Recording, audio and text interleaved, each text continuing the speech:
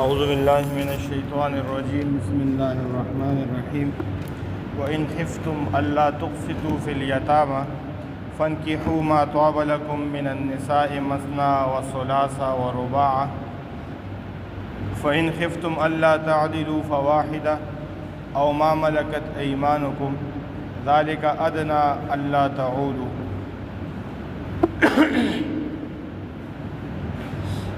زمانہ جاہلیت کے اندر کہ جب کوئی بچی یتیم ہو کر اپنے سرپرست کے پاس رہ جاتی تھی، یعنی چچا کے پاس رہ جاتی تھی یا چچا زاد کے پاس رہ جاتی تھی، تو چچا کے ساتھ اگر خود تو اس کا نکاح جائز نہیں ہوتا تھا، چچا اس عورت بچی کو اٹھا کر، کیونکہ وہاں پر اس کے پاس مال بھی ہوتا تھا اور بہت بڑا میراث بھی ان کا رہ جاتا تھا، تو وہ چچا اپنے بچے کے ساتھ ان کا نکاح کرواتا تھا۔ تو دو طرح کا ظلم کرتا تھا، ایک تو اس کا مہر ادا نہیں، اب ایک عورت ہے اس کے پاس 1 کروڑ روپے اپنا مال ہو، تو ایسی عورت اگر آپ نکاح میں لوگے تو پھر اس کے مقدر اس کا مہر بھی آپ کو ادا کرنا ہوگا، کیونکہ 1 کروڑ روپے کے تو وہ خود مالک ہے اور آپ اس کے 10 روپے مہر رکھ لیں یا 10,000 روپے مہر رکھ لیں تو یہ تو اس کی شان کی بھی مناسب نہیں ہے۔ پھر اس طرح کی عورت اگر وہ نکاح میں لیتے تھے تو جس طرح ایک عام عورت کو عزت دیتے ہیں، ان کا خیال رکھتے ہیں، تو ان کی قدر کرتے ہیں، اس طرح قدر اس عورت کی نہیں کرتے تھے۔ اس لیے اللہ تعالیٰ نے یہاں پر ان کو منع کر دیا کہ جب آپ انصاف نہ کر سکو تو پھر اس یتیم بچوں کو اپنی نکاح میں نہ لو، چاہے اگر چچا زاد ہو اور اس کا نکاح جائز ہے تو اس چچا کی بیٹی کو اپنے نکاح میں نہ لو، یا اگر چچا کے پاس رہی وہ سرپرست ہے تو وہ اپنے بچے کے ساتھ اس کا نکاح نہ کرے جب تک اس کا حق پورا آپ ادا نہ کر سکو۔ ہاں، اس کے علاوہ پوری دنیا بری ہے، پھر اللہ تعالیٰ نے ان کو بتا دیا کہ آپ 2 نکاح کرو، 3 نکاح کرو، 4 نکاح کرو، آپ کے لیے کیا ہے؟ اجازت ہے۔ لیکن اس یتیم بچی کو آپ نکاح میں لے لو اور اس کی وجہ سے آپ ان کے ساتھ ظلم اور زیادتی کریں تو اللہ نے اس چیز سے منع کر دیا کہ آپ اس طرح کی حرکت نہ کریں کہ آپ کی اس حرکت کی وجہ سے اس یتیموں کو کیا ہو؟ نقصان ہو۔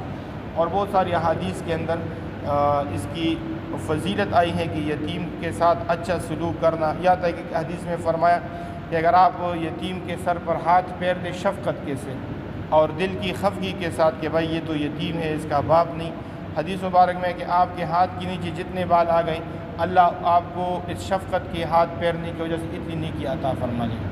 لیکن یہ بھی آیا ہے کہ جہاں پر اگر بندہ آپ یتیم کے ساتھ ظلم و زیادتی کرے تو اس کے ڈبل پر اللہ تعالیٰ نے عذاب بھی کیا کر دیا ہے، سزا بھی اس کی نے بیان کر دیا کہ جو یتیم کے مال کو کھا لے یا یتیم کے ساتھ کسی قسم کا کیا کرے۔ یہاں پر آگے اگلے حدیث آیات کے اندر اللہ نے فرمایا انہ کان حوبا کبیرہ، یتیم کے ساتھ زیادتی کرنا اس کے مال کے اندر یا اس کی جان کے ساتھ حوبا کبیر، یہ تو بہت بڑا گناہ ہے۔ اب جس کو اللہ تعالیٰ خود بہت بڑا گناہ کہے تو پھر کتنا بڑا گناہ ہوگا۔ تو ان وجہ سے اللہ تعالیٰ نے ان لوگوں کو منع کر دیا کہ ان یتیموں کو پھر اپنے نکاح کے اندر نہ لیں کہ جس کی وجہ سے آپ پھر ان کا حق پورا نہ کر سکیں۔ دوسری بات یہ ہے اس آیت کے اندر کہ زمانہ جاہلیت کے اندر بھی زیادہ نکاح کرنے کا رواج تھا۔ نبی علیہ الصلوۃ والسلام کے پاس ایک بندہ آیا، پھر وہ مسلمان ہوا۔ اس وقت مسلمان نہیں، اسلام نہیں لائے تھے، اس وقت اس کے نکاح میں 10 عورتیں تھیں، 10 شادیاں اس نے کی تھیں اور 10 کے 10 وہ زندہ تھے۔ جب وہ ایمان لے کر آئے تو نبی علیہ الصلوۃ والسلام نے ان کو اختیار دے دیا کہ اب آپ کو 4 نکاح کرنے کی کیا ہے، کیونکہ آپ مسلمان ہو گئے اور مسلمان کو 4 نکاح کی اجازت ہے، 4 سے زیادہ کی اجازت ہے۔ اب جو ان 10 میں آپ کو 4 پسند ہو ان 4 کو رکھ لو اور ان 4 کے علاوہ جتنی بھی ہے 6 اس کو طلاق دے دو۔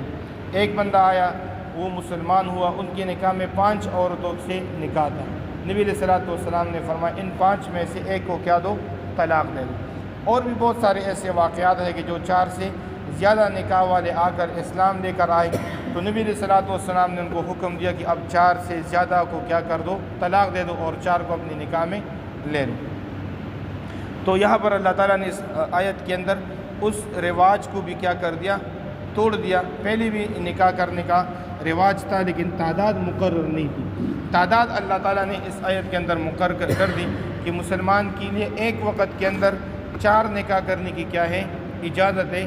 ایک وقت کے اندر 4 نکاح سے زیادہ وہ نکاح نہیں کر سکتا۔ نبی علیہ الصلوۃ والسلام کا مسئلہ اس میں کیا ہے؟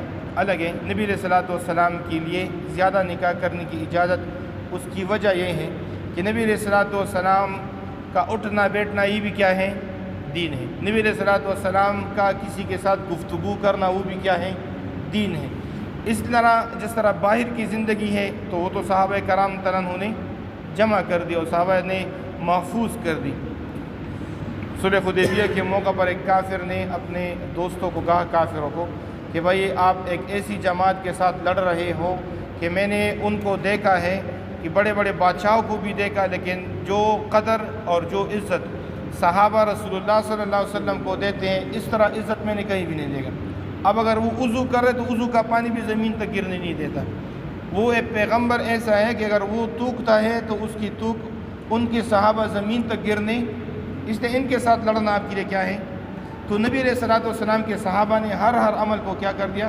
محفوظ کیا، جو باہر کی زندگی تھی۔ لیکن اب اندرونی بھی بہت ساری زندگی ہے۔ بچوں کے ساتھ آپ نے کیسے وقت گزارنا ہے، بیویوں کے ساتھ آپ نے کیسے وقت گزارنا ہے، اور گھر کے اندر رشتہ دار ہیں، ان رشتہ داروں کے ساتھ آپ پھوپھی ہے، چچی ہے، مامی ہے، یہ سارے ہیں، ان سارے رشتوں کو آپ نے کس طریقے سے کرنا ہے۔ اور باقی عورتوں کے دینی اعتبار سے بہت بڑے مسائل ہیں، ان مسائل کو پھر آپ نے کس طرح محفوظ کرنے۔ اس لیے نبی علیہ الصلوۃ والسلام کو زیادہ بیویوں کی اجازت دی، تاکہ جو نبی علیہ الصلوۃ والسلام کے اندرونی اور اس لیے یہود و نصارہ اور بے دین قسم کے لوگوں کی وجہ سے آج کے زمانے میں یہ اعتراض بھی کہ بھئی اگر ہمارے لیے 4 ہے تو نبی علیہ السلام کے لیے 9 کیوں ہے، ان کے لیے 11 کیوں ہیں؟ تو ان کا جواب یہ ہے کہ بھئی نبی علیہ الصلوۃ والسلام نے جو شادیاں اور نکاح جو اللہ تعالیٰ نے زیادہ کی اجازت دی ہے، ان کی وجہ یہ ہے کہ جو گھریلو زندگی ہے، وہ جو دین ہے، اس دین کو محفوظ کرنا ان عورتوں کا کیا ہے؟ ذمہ داری تھا اور ان کا کام تھا۔ اس لیے ام سلمہ رضی اللہ تعالیٰ عنہ جو ام المؤمنین ہیں، انہوں نے اتنے فتاوی جات جمع کی ہیں کہ کئی کتابیں اس پہ لکھ سکتی ہیں۔ بڑے بڑے صحابہ جب کسی مسئلے کے اندر پھنس جاتے تھے کہ جو اب تو ہمیں جواب ہی نہیں آ رہا، تو وہ پردے میں حضرت عائشہ رضی اللہ تعالیٰ عنہ کے پاس آ جاتے کہ بھائی ہم تو اس مسئلے کے اندر پھنس گئے، آپ بتائیں آپ نے نبی علیہ الصلوۃ والسلام کے بارے میں اس سے کیا سنا ہے؟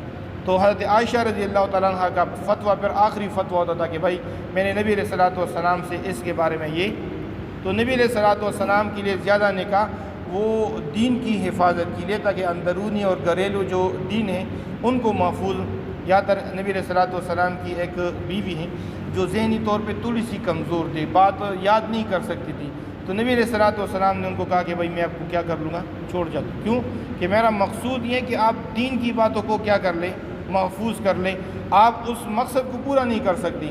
تو پھر وہ رونے لگ گئی اور ان نبی علیہ الصلوۃ والسلام سے عرض کیا کہ میری جو باری ہے میں اپنی باری حضرت عائشہ کو دیتا ہوں، بس میری باری پر آپ میرے پاس نہ آئیں، حضرت عائشہ کے پاس جائیں، لیکن صرف یہ کریں کہ مجھے اپنے نکاح میں رکھیں اور مجھے نکاح سے باہر نہ نکالیں۔ تو یہ اعتراض نبی علیہ الصلوۃ والسلام پر کرنا، یہ اس بات کی کسی کو اجازت نہیں۔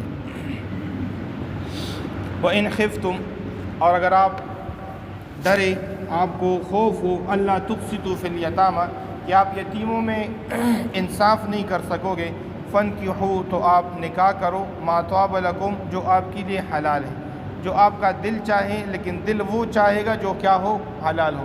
اب اگر کوئی بے دین آئے، جس طرح ایک واقعہ مشہور بھی ہے، ایک بندے نے اپنے بچے کو باہر بھیجا اور جب وہ واپس آیا تو باپ نے کہا کہ بھائی آپ کے لیے کوئی نکاح کا بندوبست کرتا ہوں، کسی کو ڈھونڈتا ہوں، کسی کو دیکھتا ہوں۔ تو اس بدبخت نے کیا جواب دیا؟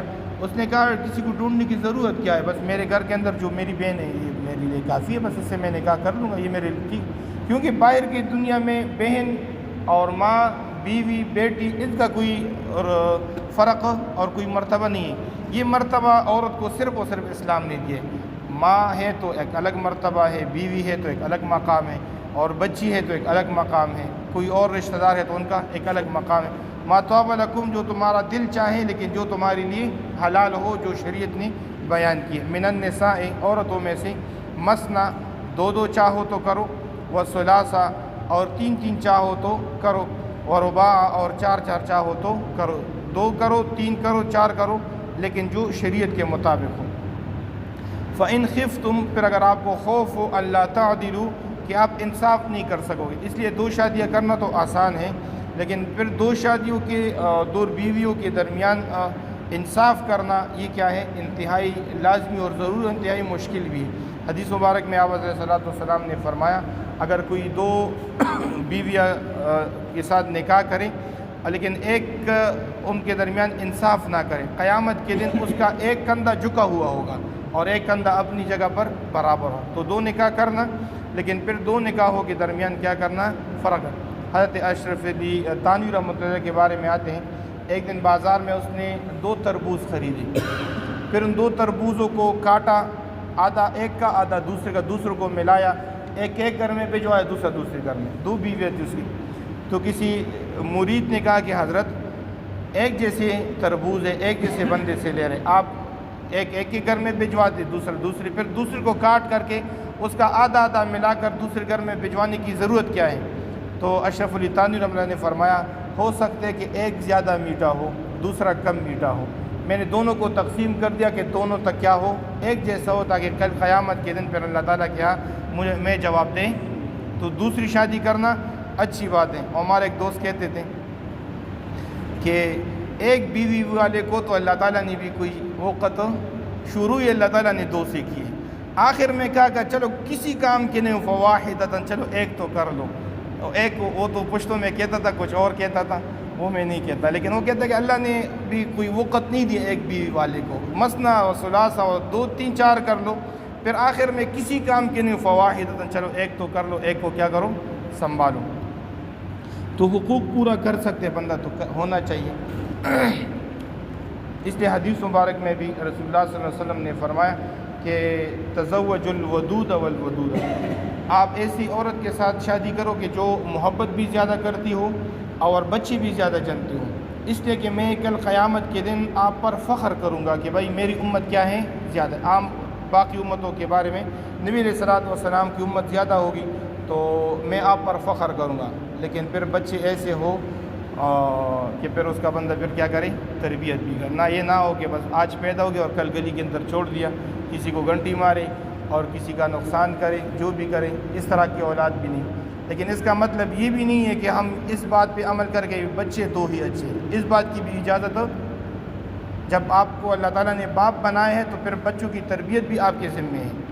آپ یہ نہیں کر سکتے کہ بھائی میں تو اب تربیت ہی نہیں کر سکتا, بس ایک ہی دو ہی بچے کافی ہیں, اس بات کی بھی شریعت ہمیں اجازت ہو, کیونکہ حدیث مبارک میں نبی علیہ السلام نے فرمایا جو زیادہ بچوں والی ہو اور زیادہ محبت کرنے والی اس سے کیا کرو نکاح کرو. فَإِنْ خِفْتُمْ اگر آپ کو خوف ہو اللہ تعدلوا کہ پھر آپ ان چاروں کے اندر دو تین کے اندر انصاف نہیں کر سکتے, فواحدۃ تو ایک ہی کر لیں. او ما ملکت ایمانکم یا وہ جو آپ کے ماتحت ہو, جو آپ کے غلام باندھی ہو, ان کے ساتھ بھی شریعت اجازت, لیکن اب وہ زمانہ گزر چکا, اب وہ ختم ہو گئی. ذالک ادنیٰ یہ بہت مناسب ہے اور آسان ہے, اللہ تعولوا کہ آپ کسی گناہ کے اندر نہ پڑو, آپ کسی ظلم اور زیادتی کے اندر نہ پڑو. آمین. الحمدللہ والعاقبۃ للمتقین. الصلاۃ والسلام علی اشرف الانبیاء والمرسلین. ربنا آتنا فی الدنیا حسنہ وفی الآخرۃ حسنہ وقنا عذاب النار.